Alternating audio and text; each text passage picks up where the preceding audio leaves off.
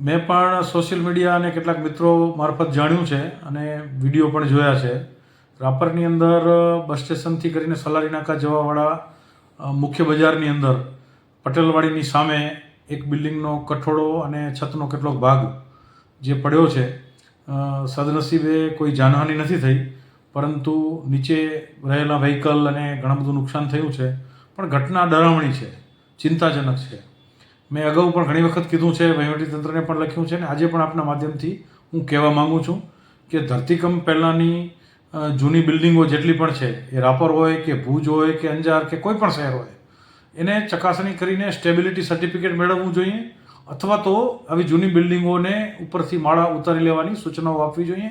નહીંતર ક્યારેક ખૂબ મોટી જાનહાનિ થવાની પૂરી સંભાવના છે. કારણ કે ધરતીકંપને 25 વર્ષ પૂર્ણ થયા છે. એટલે 25 વર્ષથી પહેલાં પણ 10, 20 વર્ષ, 15 વર્ષ પહેલાંની બિલ્ડિંગો હોય એ સ્વાભાવિક છે. એની 35-40 વર્ષનું આયુષ્ય એનું ઓલરેડી પૂરું થયું હોય અને આટલા બધા આંચકાઓ જ્યારે આવતા હોય, એમાં વાગડની અંદર, રાપર વિસ્તારની અંદર વધારે આંચકાઓ છેલ્લા કેટલાય સમયથી આવે છે, તો ત્યારે એ અંદરના બિલ્ડિંગ છે એ અંદરથી ખોખરી થઈ ગઈ હોય, ખોખલી થઈ ગઈ હોય, એ સ્વાભાવિક છે. એટલે તંત્રએ આ બધી જ બાબતોને ખૂબ ગંભીરતાથી લેવાની જરૂર છે.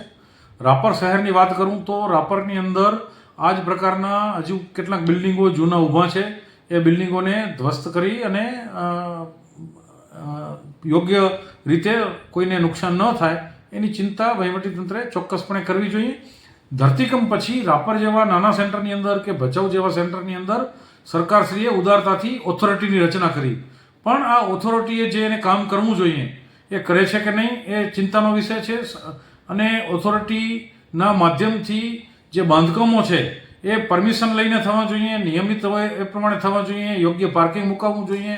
પરંતુ ઓથોરિટીની અંદર સ્ટાફની કમી છે, ઓથોરિટીની અંદર કોઈ જવાબદારી જે છે, હું જોઉં છું તો મોટે ભાગે મને લાગે છે કે એમને એમ બાંધકામ થતા હોય ઘણા બધા, એવી ઘટનાઓ મને પહેલી નજરે ત્યાં દેખાય છે. મારી પાસે ફિગર નથી એટલે હું કોઈ સીધી રીતે નથી કહેતો, પરંતુ પહેલી નજરે એવું દેખાય છે કે નિયમાનુસારના બાંધકામ થતા હોય તો એના માટે માર્જિન છોડવામાં આવે, પાર્કિંગ છોડવામાં આવે, પણ એવું કશું જ ન થતું હોય અને 100% બાંધકામ થતા હોય એવી ઘણી બધી ઘટનાઓ વિશેષ કરીને રાપરની અંદર મને દેખાતી હોય છે. તો આ એક ચિંતાનો વિષય છે.